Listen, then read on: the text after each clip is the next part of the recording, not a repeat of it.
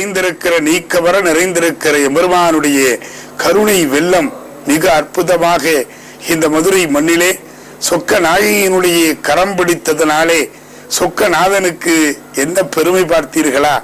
இந்த மதுரை வீதிகளிலே அத்தனை திருவிளையாடல்களையும் நிகழ்த்தி காட்டியவன் எம்பெருமான். எம்பெருமானுடைய நாமங்கள் ஒவ்வொன்றுமே மிக அற்புதமாக நமக்கு வழியை காட்டி கொண்டிருக்கிறது.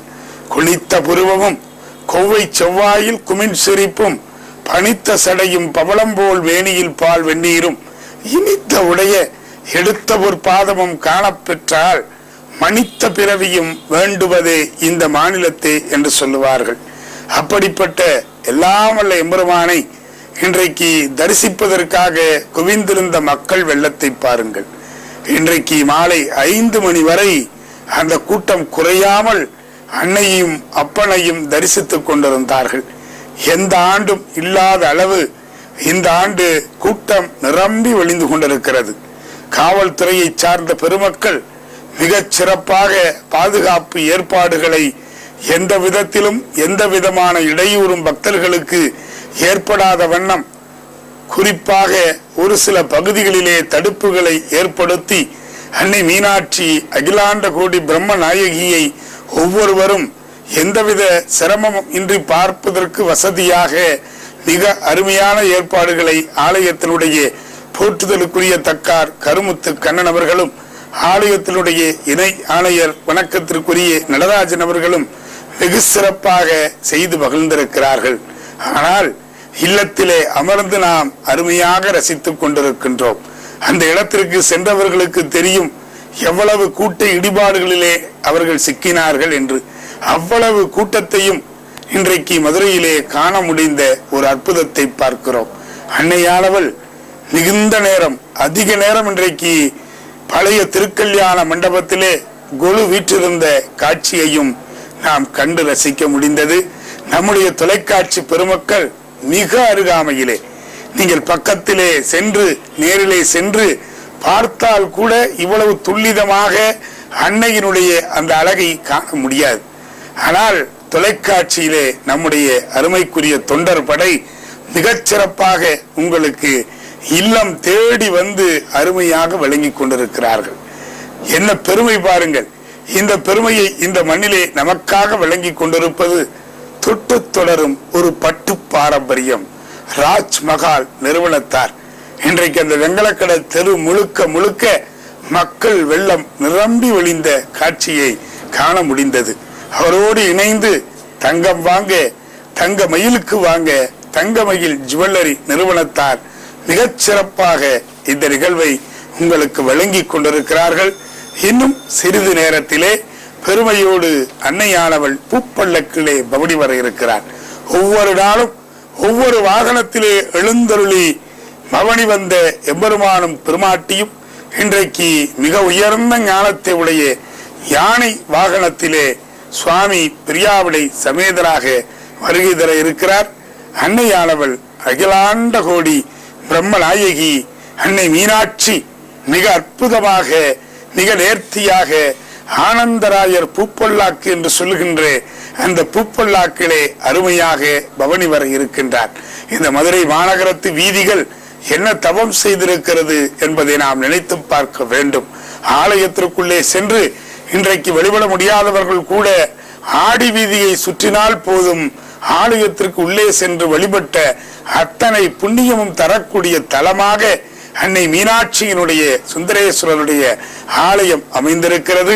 நம்முடைய ஆடி வீதி மிகுந்த பெருமை பொருந்திய ஒரு அற்புதமான ஆடி வீதி. அதனைத் தொடர்ந்து சித்திரை வீதி. இன்றைக்கு பாருங்கள் எப்படி தமிழ் மாதங்களினுடைய பெயரை கொண்டிருக்கின்ற தெருக்களை அமைத்திருக்கிறார்கள் பாருங்கள். மாசியிலே தேர் ஓடியதனாலே மாசி வீதி. இன்னும் பல பேருக்கு தேர் எந்த பக்கத்திலே ஓடுகிறது என்று கூட தெரியாமல் இருக்கிறார்கள் என்று சொன்னால் நாம் இந்த இடத்திலே சொல்லிக்கொள்ள கடமைப்பட்டிருக்கிறோம். மாசி வீதிகளிலே தான் அம்மன் சுவாமியும் வீதி உலா வருகிறார்கள். நாளை காலை மிகச் சிறப்பாக தேர் அங்கே பவனி வர இருக்கின்ற அற்புத காட்சியையும் தொலைக்காட்சி வாயிலாக காண இருக்கிறோம். மதுரை தலம் இருக்கிறதே, திருவால வாயென்று கேட்டவரே அறம்பெறுவர், திருவால வாயிடத்து வதிந்தவரே வீட்டு நரி சேர்வர் அன்றே என்று பரஞ்சோதியார் திருவிளையாடல் புராணத்திலே பாடி பாடி மகிழ்ந்திருக்கின்ற இந்த திரு ஆலவாய், இதற்கு இணையாக ஒரு தலத்தை இந்த மண்ணிலே எங்குமே நீங்கள் காண முடியாது. எனவேதான் மதுரையை சுற்றிய கழுதை எங்கும் செல்லாது என்று சொல்லுவார்கள். அதனுடைய பொருள் என்ன தெரியுமா?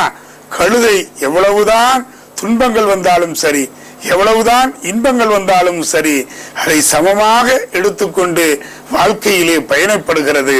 அதுபோல இந்த மதுரையிலே இருக்கக்கூடிய பெருமக்கள் எவ்வளவு துன்பம் வந்தாலும் தாங்கக்கூடியவர்கள், எவ்வளவு இன்பம் வந்தாலும் அந்த இன்பத்தை அனுபவிக்கக்கூடியவர்கள், இரண்டையும் சமமாக பார்க்கின்ற தன்மை படைத்தவர்கள் இந்த மதுரை வாழ் மக்கள் என்பதை அன்றைக்கே பரஞ்சோதியார் சொல்லி சென்றிருக்கிறார் என்று பார்க்கிற பொழுது, இந்த மதுரையிலே நாம் வாழ்வதே முக்தி அல்லவா?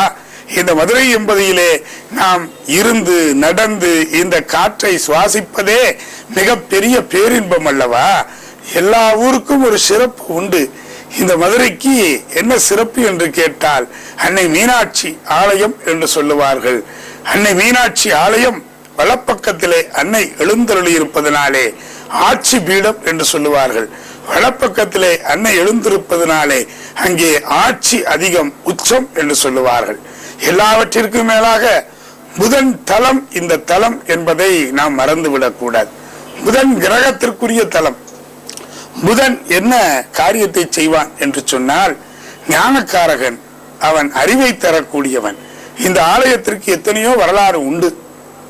இன்றைக்குத்தான் அந்த அட்டசக்தி மண்டபத்தினுடைய பெருமையை நான் உங்களுக்கு சொல்லிக்கொள்ள கடமைப்பட்டிருக்கின்றேன்.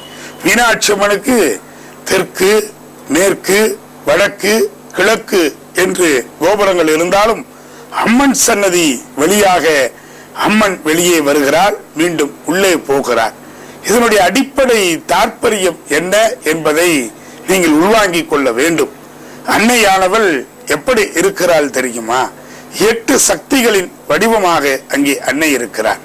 இச்சாசக்தி, கிரியாசக்தி, ஞான சக்தி என்று சொல்லுகின்ற சக்திகள் வேறு. கௌமாரி, வைஷ்ணவி, சியாமலை என்று சொல்லுகின்ற 8 சக்திகளிலே இறைவி எப்படி இருக்கிறாள் தெரியுமா? இந்த மனித உடம்பை ஆராய்ச்சி செய்து பார்க்கிற பொழுது நம்முடைய கால்கள் பதிய வேண்டிய இடம் அட்டசக்தி மண்டபம்.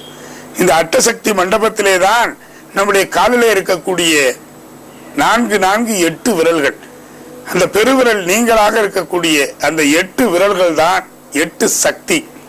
அந்த 8 விரல்களையும் அந்த அட்டசக்தி மண்டபத்திலே நாம் ஊன்றி நிற்கிற பொழுது அங்கே நமக்கு சக்தி கிடைக்கிறது. 9வதாக இருக்கக்கூடிய நவசக்தி என்று நாம் சொல்லிக் கொண்டிருக்கிறோமே, அந்த பெருவிரல் பெருமையோடு ஈசனை வழிபடுகின்ற ஈசனுக்கு பக்கத்தில் இருக்கிற மனோன்மணிதான் அந்த 9வது நவசக்தியாக விளங்கி கொண்டிருக்கின்றார். எனவே இந்த 8 சக்திகளையும் நாம் பெறுவதற்குத்தான் அட்டசக்தி மண்டபத்தின் வழியாக ஆலயத்திற்குள்ளே சென்று கொண்டிருக்கிறோம் என்பதை நீங்கள் உள்வாங்கிக் கொள்ள வேண்டும். எனவே அம்மன் சன்னதி வாயிலாக நாம் உள்ளே போகிற பொழுதுதான் முழுமையான அந்த பெருமை நமக்கு கிடைக்கிறது. அந்த அம்மன் சன்னதி வழியாக 8 விரல்களும் பதிகிற பொழுது இந்த பூமியிலே நம்மை நிலைநிறுத்துவது எது என்று சொன்னால் நம் கால்கள் தான். கால்களிலே இருக்கக்கூடிய அந்த விரல்களுக்கு தான் அந்த ஆற்றல் கிடைக்கிறது. இறைவனை நோக்கி நாம் எப்படி வழிபாடு செய்ய வேண்டும் தெரியுமா? இதோ உங்களுக்காக அந்த வழிபாட்டு முறையை நான் சொல்லிக்கொள்ள கடமைப்பட்டிருக்கிறேன். பெற்ற தாயை வழிபாடு செய்ய வேண்டும் என்று சொன்னால் வயிற்று பக்கத்திலே கரங்களை தாமரை மொட்டு போல குவித்து நீங்கள் வழிபாடு செய்ய வேண்டும். ஏனென்று சொன்னால் தொப்புள் கொடி வழியாகத்தான் நமக்கு உயிரை இந்த தாய் வழங்கி இருக்கிறார் என்பதனாலே அந்த தாயை வணங்குகிற பொழுது இந்த அங்குச விரல் என்று சொல்லுகின்ற இந்த விரலை இப்படி வயிற்று பக்கத்திலே வைத்து தாமரை மொட்டு போல கரங்களை குவித்து நாம் வழிபாடு செய்ய வேண்டும். தகப்பனை எதிரிலே சந்திக்க நேர்ந்தால் மார்பிலே கரங்களை தாமரை மொட்டு போல குவித்து வைத்து மானசீகமாக வழிபாடு செய்ய வேண்டும். நமக்கு பாடம் சொல்லிக் கொடுக்கிற ஆசானை நாம் வழிபாடு செய்ய வேண்டும் என்று சொன்னால் புருவ மத்தி என்று சொல்லுகின்ற இந்த இடத்திலே இந்த அங்குச விரலை வைத்து நாம் வழிபாடு செய்ய வேண்டும். எல்லாம் வல்ல இறைவனை வழிபாடு செய்கிற பொழுது கரங்களை உயர்த்தி நாம் வழிபாடு செய்ய வேண்டும். கரம் குவிவார் என்று சொல்லுவார்கள். அப்படி கரங்களை உயர்த்தி வழிபடுகிற பொழுதுதான் இறைவனுடைய அருட்கடாட்சத்தை நாம் முழுமையாக பெற முடியும். எனவே இறைவனை வணங்குவதற்கே இவ்வளவு வழி இருக்கிற பொழுது இறைவனை வணங்க செல்லுகின்ற அந்த வழியை நாம் தெரிந்து கொள்ள வேண்டாமா? அட்டசக்தி மண்டபத்தின் வழியாகத்தான் நீங்கள் உள்ளே மீனாட்சி அம்மனுடைய ஆலயத்திலே தரிசனத்திற்கு போக வேண்டும். அப்படி போகிற பொழுதுதான் இந்த 8 விரல்களுக்கும் அந்த சக்தி கிடைக்கிறது. 9வதாக 2 கால்களிலும் இருக்கக்கூடிய பெருவிரல் என்று நாம் சொல்லிக் கொண்டிருக்கிறோமே, அந்த பெருவிரல் அதுதான் ஈசனை உள்ளே பக்கத்திலே கொண்டு போய் பார்க்க வைக்கிற அந்த மனோன்மணி என்று சொல்லுகின்ற அற்புதமான சக்தி என்பதை நம்முடைய அறிவியல் அறிஞர்களும் மருத்துவர்களும் மிக அருமையாக சொல்லி மகிழ்ந்திருக்கிறார்கள். எனவே அட்டசக்தி மண்டபத்தின் வழியாக ஆலயத்திற்குள் உள்ளே நீங்கள் நுழைய வேண்டும். அதற்கு அடுத்தபடியாக அங்கே பெருமையோடு வேட மண்டபம் என்று சொல்லுகின்ற அந்த இடத்திலே இறைவனும் இரவியும் வேடுவன் வேடுவச்சி வடிவத்திலே காட்சி கொடுப்பார்கள். எத்தனை பேர் இந்த காட்சியை பார்த்திருப்பீர்கள் என்று எனக்கு தெரியாது. ஆனால் இனிமேல் ஆலயத்திற்குள்ளே போகிற பொழுது, மீனாட்சி அம்மனுடைய ஆலயத்திற்குள்ளே நீங்கள் செல்கிற பொழுது இந்த அடிப்படையிலே நீங்கள் வழிபாடு செய்ய வேண்டும். எனவே வேட மண்டபம் என்று சொல்லுகின்ற அந்த வேட மண்டபத்திலே இறைவன் வேடுவனாகவும் இறைவி வேட்டுவச்சியாகவும் இந்த தலத்திலே தான் நீங்கள் பார்க்க முடியும். வேறு எந்த தலத்திலேயும் இந்த அருட்காட்சியை பார்க்க முடியாது. அப்படி என்ன இந்த இடத்திலே சிறப்பு இருக்கிறது என்று சொன்னால், இறைவன் உள்ளே நுழைகிற பக்தர்களை எப்படி பாதுகாக்கிறான் பார்த்தீர்களா? எவ்வளவோ கொடு மா பாதகம் செயல்களை செய்தவனுக்கு கூட இந்த அட்டசக்தி மண்டபம் தாண்டி இந்த வேடுவ மண்டபம் வருகிற பொழுது அவனுடைய பாவங்கள் எல்லாம் நீக்கப்படுகிறது. கேட்பதற்கு கொஞ்சம் வித்தியாசமாக உங்களுக்கு தெரியலாம். ஆனால் இந்த நேரத்திலே இந்த திருவிழாவினுடைய மகத்துவத்தை நாம் சொல்லித்தான் ஆக வேண்டும். ஒரு பெரிய மனிதர் இருந்தார். அவருக்கு ஒரு அழகான மனைவி. அவர்கள் இருவருடைய தாம்பத்திய வாழ்க்கையில ஒரு அற்புதமான புதல்வன் பிறந்தார். இந்த புதல்வனுக்கு பெற்ற தாய் மீதே ஆசை வந்து விடுகிறது. வரக்கூடாது அல்லவா? ஆசை வந்து விடுகிறது. ஒரு கட்டத்திலே தன்னுடைய தகப்பனையே அவன் கொன்று விடுகிறான். கொன்று விட்டு தாயோடு அவன் அந்த ஊரிலிருந்து புறப்பட்டு வேறு ஊருக்கு வருகிறான். வேறு ஊருக்கு வருகிற வழியிலே கள்வர்கள் அந்த பெண்மணியினுடைய அழகிலே மயங்கி இவனை அடித்து துரத்தி விடுகிறார்கள். அந்த பெண்மணியை கடத்தி சென்று விடுகிறார்கள். அவ்வளவு பெரிய கொடிய பாதகத்தை செய்தவன் அவன். பெற்ற தாயின் மீதே அவன் இச்சை வைத்தவன் அல்லவா? அவன் கடுமையான தகப்பனை கொன்றதனாலே அவனுக்கு பிரம்மகத்தி தோஷம் பிடித்து கொண்டது. இப்படியே ஊர் ஊராக அவன் அடைந்து கொண்டிருக்கிற பொழுது அவன் நம்முடைய விட்டவாசல் என்று சொல்லுகின்ற மதுரையினுடைய அம்மன் சன்னதி முன்பாக நகரா மண்டபத்திற்கு பின்பாக விட்டவாசல் என்று சொல்லுகின்ற அந்த இடத்திற்கு வருகிற பொழுது அவனது பிரம்மகத்தி தோஷம் நீங்கியதாம். இது இந்திரனுக்கும் பொருந்துகிறது. யாரெல்லாம் பெண்ணாசை வைத்திருக்கிறார்களோ அத்தனை பேருக்கும் இது பொருந்தும்.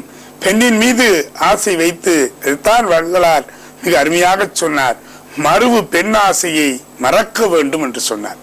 பெண் ஆசையை யாரெல்லாம் வைத்திருக்கிறார்களோ அவர்கள் அந்த விட்டவாசலை தாண்டி ஆலயத்தை பக்கத்திலே வருகிற பொழுது அவர்களுடைய பாவம் மன்னிக்கப்படுகிறது. இறைவி இறைவனை பார்த்து கேட்டாலாம் வேட மண்டபத்திலே இருந்து கொண்டு, இப்படி தாயின் மீதே இச்சை வைத்து இவன் வந்து கொண்டிருக்கிறானே, இவன் பாவம் கூட மன்னிக்கப்படுமா என்று இறைவனிடத்திலே கேட்டவுடன் இறைவன் சொன்னானாம், பஞ்சமா பாதகங்களை செய்தவர்கள் கூட இந்த எல்லைக்கு மனம் முருகி தான் செய்த தவறை நினைத்து வருந்தி இந்த எல்லைக்கு வந்து விட்டார்கள் என்று சொன்னால் அவர்கள் புனிதம் அடைந்து விடுகிறார்கள் என்று இறைவன் சொல்லுகிறான். சிந்தித்து பார்க்க வேண்டும். இந்த இடத்திலே எவ்வளவோ பாவங்களை நாம் வாழ்க்கையிலே செய்திருக்கிறோம். 1 2 அல்ல, கணக்கு செய்து பார்த்தோம் என்று சொன்னால் கடலை விட நாம் செய்த பாவங்கள் பெரிதாகிறது. எவ்வளவு பாவங்களை செய்திருக்கிறோம். பிறர் மீது இச்சை கொள்வது எவ்வளவு பெரிய பாவம். அதனால தானே ராவணன் மாண்டு போனான். ராவணன் சிறந்த சிவபக்தன். அவனுடைய சிவபக்திக்கு இணையாக யாரும் கிட்டத்திலே நிற்கக்கூட முடியாது. அப்பேற்பட்ட சிவபக்தன். ஆனால் அவனே ஒரு பெண்ணின் மீது ஆசை வைத்ததினாலே அத்தனையும் தொலைத்து வீதியிலே திரிகின்ற அளவுக்கு தள்ளப்பட்டிருக்கிறான். நமக்கு உரியது கிடைக்கும். நமக்கு உரியதை யாரும் தடுக்க முடியாது. நமக்கு உரியதை கொடுப்பதை யாரும் தடுக்க முடியாது. நமக்கு இது நடக்க வேண்டும் என்று விதி இருந்தால் நிச்சயமாக நடக்கும். நமக்கு இந்த இடத்திலிருந்து வர வேண்டியது வர வேண்டும் என்று விதி இருந்தால் நிச்சயமாக வரும். இதைத்தான் கண்ணதாசன் அருமையாக சொல்லுகின்றார். நதியின் பிழை என்று நறும்புணல் இன்மை என்று கம்பனுடைய வரிகளை எடுத்து, நதி வெள்ளம் சாய்ந்து விட்டால் நதி செய்த குற்றமில்லை, விதி செய்த குற்றமன்றி வேறு யாரம்மா, பறவைகளே பதில் சொல்லுங்கள், மனிதர்கள் மயங்கும் போது நீங்கள் பேசுங்கள் என்று சொல்லுவார். எனவே இறைவன் நமக்கு எல்லா விதமான அருட்கடாட்சத்தையும் கொடுத்திருக்கிறான். அற்புதமான இந்த பிறவியை கொடுத்திருக்கிறான். பிறர்க்கரிய பிறவி மானுட பிறவி என்று சொன்னார். அரிது அரிது மானுடராய் பிறத்தல் அரிது, கூன் குருடு செவிடு நீங்கி பிறத்தல் அதனினும் அரிது என்று சொல்லுவார்கள். இப்படி எல்லாவற்றையும் சிறந்த ஒரு பிறவியை பெற்றிருக்கிற நாம் தவறு செய்யலாமா? 7 வகை பிறப்பை நாம் கொண்டிருக்கின்றோம், தவறு செய்யலாமா? தவறு செய்யக்கூடாது என்பதுதான் இறைவன் நமக்கு வகுத்திருக்கிற ஆணை. மிக அருமையாக நாம் இந்த வாழ்க்கையை வாழ வேண்டும். இறைவன் கொடுத்திருக்கின்ற ஒவ்வொரு வினாடியும் நமக்கு அருட்கொடைதான். எனவே இந்த அட்டசக்தி மண்டபம் தாண்டி வேட மண்டபத்திலே எவ்வளவு கொடுமையான பாவங்களை செய்திருந்தாலும் அவர்களுடைய பாவம் மன்னிக்கப்படுகிறது. அதனாலேதான் ஆண்டுக்கு ஆண்டு இந்த ஆலயத்திலே கூட்டம், மக்கள் வெள்ளம் கரை புரண்டு ஓடிக்கொண்டிருக்கிறது. பஞ்சமா பாதகங்களை செய்தவர்கள் கூட மனம் திரும்பி இந்த இடத்திற்கு வந்துவிட்டால் அவர்களுடைய பாவங்கள் மன்னிக்கப்படுகிறது. அதனை தாண்டி இருக்கக்கூடிய மீனாட்சி நாயக்கர் மண்டபம், இந்த இடத்துல இருக்கக்கூடிய தூண்களை எல்லாம் பார்த்தீர்கள் என்று சொன்னால் ஒரு அற்புதமான ஒரு விஷயத்தை நமக்கு உணர்த்தி கொண்டிருக்கிறார்கள். இங்கே இருக்கிற தூண்கள் மிகுந்த சக்தி படைத்தவை. நம்முடைய உடம்பில் இருக்கக்கூடிய கணுக்காலுக்கும் முழங்காலுக்கும் இடையே இருக்கக்கூடிய பகுதிதான் இந்த மீனாட்சி நாயக்கர் மண்டபம் என்று மருத்துவர்கள் சொல்லுகிறார்கள். இந்த கால் ஊண்டுவதற்கு அங்கே ஆதாரமாக இருப்பது இந்த கெண்டைக்கால் பகுதி தான். இந்த மனித வாழ்க்கையிலே தவறு செய்தவர்கள் மீண்டும் திருந்தி புது வாழ்வு பெற வேண்டும் என்று நினைத்தால் இந்த மீனாட்சி நாயக்கர் மண்டபத்திலே இருக்கக்கூடிய திருவாச்சி முன்பாக இன்னும் ஒரு வாய்ப்பை இறைவன் நமக்கு கொடுக்கிறார். அந்த திருவாச்சி முன்பாக நான் செய்த பிழைகளை எல்லாம் இறைவா பொறுத்துக்கொள் என்று சொல்லிவிட்டு உள்ளே நுழைகிற பொழுதுதான் நம்முடைய பாவங்கள் முழுமையாக தொலைந்து போகிறது என்று மெய்யாகவே அறிஞர் பெருமக்கள் நமக்கு சொல்லி இருக்கிறார். எனவே அவ்வளவு ஒரு சிறப்பு பொருந்திய மீனாட்சி நாயக்கர் மண்டபம். அதற்கு அடுத்தபடியாக இருட்டு மண்டபம் என்று ஒரு மண்டபத்தை சொல்லுகிறார்கள். இப்பொழுது அதற்கு விளக்கொளி கொடுத்து அந்த இடத்திலே மின்னொளி கொடுத்து அந்த இருட்டை நாம் நீக்கி இருக்கிறோம். ஆனால் ஒரு 20 ஆண்டுகளுக்கு முன்பாக அந்த இடத்தை பார்க்கிற பொழுது இருட்டாகத்தான் இருக்கும். இது உடம்பிலே எந்த பகுதி என்று நாம் பார்த்தோம் என்று சொன்னால் இடுப்பு பகுதி என்று சொல்லுவார்கள். இந்த இடுப்பு பகுதி உலக உற்பத்தி நடக்கின்ற ஒரு இடம். ஆணாக இருந்தாலும் சரி, பெண்ணாக இருந்தாலும் சரி, இந்த இடம் மறைக்கப்பட வேண்டிய ஒன்று என்பதை இருட்டு மண்டபம் நமக்கு உணர்த்தி கொண்டிருக்கிறது. மனித உடம்பிலே இடுப்பு பாகம்தான் அந்த இடம், அதுதான் இருட்டு மண்டபம், மறைக்கப்பட வேண்டும்.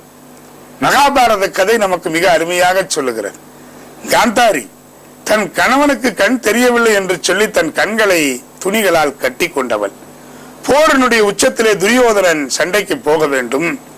பீமனை எதிர்கொண்டு அவன் பீமனை வீழ்த்தி விட்டால் இந்த பாரத போர் முடிவுக்கு வந்துவிடும். காந்தாரி சொல்லுகிறார், என்னுடைய தவ பயனை முழுக்க மகனே உனக்கு நான் தர இருக்கிறேன். இதுவரை நான் பெற்ற அத்தனை தவ பயனையும் உனக்கு நான் தர இருக்கிறேன். உன் உடம்பு வஜ்ரம் போல மாறிவிடும் நான் உன்னை பார்த்த பார்வையிலே. எனவே பிறந்த அன்றைக்கு நீ எப்படி இருந்தாயோ அந்த மேனியோடு என் முன்னால் வா என்று சொன்னதாக வரலாறு சொல்லுகிறது. துரியோதனன் பார்க்கிறான், அவன் எவ்வளவோ கெட்ட எண்ணங்களை உடையவன் தான். பொறாமையினுடைய உச்சகட்டத்தினுடைய வெளிப்பாடு அவன். அவன் தட்டிலே சாப்பிட்டுகிற பொழுது ஒரு முறைதான் அந்த கையை. ராஜ்மஹால் மற்றும் தங்கமயில் ஜுவல்லரி வழங்கும் சித்திரை திருவிழா 2015. ராஜ்மஹால் மதுரை தொட்டு